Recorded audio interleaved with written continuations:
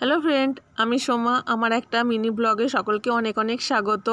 তো তোমাদের সঙ্গে যে ভিডিওটা শেয়ার করছি সেটা হচ্ছে হনুমান জয়ন্তীর দিন ভিডিও। সেদিন সকাল সকাল আমরা পুজো দিতে চলে গেছিলাম হনুমানজির। আমাদের বাড়ির কাছেই, বেশি দূর নয়। তো ভিডিওটা অনেকটা দেরি করে শেয়ার করছি, কেউ কিছু মনে করো না। চলো তোমাদেরকেও একটু দেখাই আমাদের এখানে হনুমানজি মূর্তিটা বা ঠাকুর কিভাবে পুজো হলো। তো দেখো, সকাল সকাল চলে গেলেও প্রচুর লাইন পড়েছিল। তো লাইনে দাঁড়িয়েছিলাম আমি, আর তোমাদের দাদাভাই ওখানে দাঁড়িয়ে দাঁড়িয়ে পাখার হাওয়া খাচ্ছিল। আমি বললাম ওখানে দাঁড়াও, কারণ সেদিন প্রচুর গরম ছিল।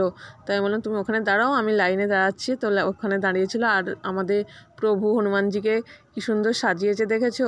তো আমাদের এখানে অনেকগুলোই মন্দির আছে, তার মধ্যে এটা হচ্ছে অনেক বড়, ঠাকুরটাও অনেক বড় আর বহু পুরনো। তো আমরা যখনই যাই তখনই এই মন্দিরটাতেই যাই। তাই এই মন্দিরেই গেছিলাম পুজো দিতে। আর এখানকার প্রভু মানে খুব জাগ্রত।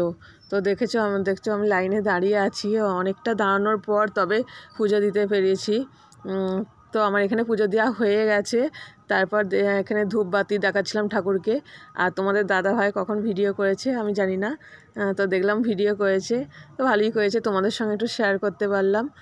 তো এখানে পুজো টুজো দিয়েতে আমাদের অনেকটাই বেলা হয়ে গেছিলো। তো প্রচুর, যেহেতু সকাল থেকে উপোস ছিলাম অঞ্জলি দেবো বলে, প্রচুর খিদে পেয়ে গেছিলো। পাশে একটা দোকানে আমরা একটু টিফিন করে তারপর চলে এসেছিলাম।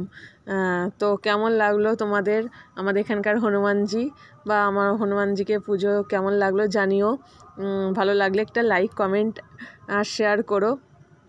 পাশে থেকো, আমিও সব সময় তোমাদের পাশে আছি।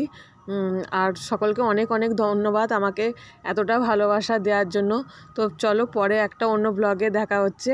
তো ততক্ষণের জন্য সবাই ভালো থেকো।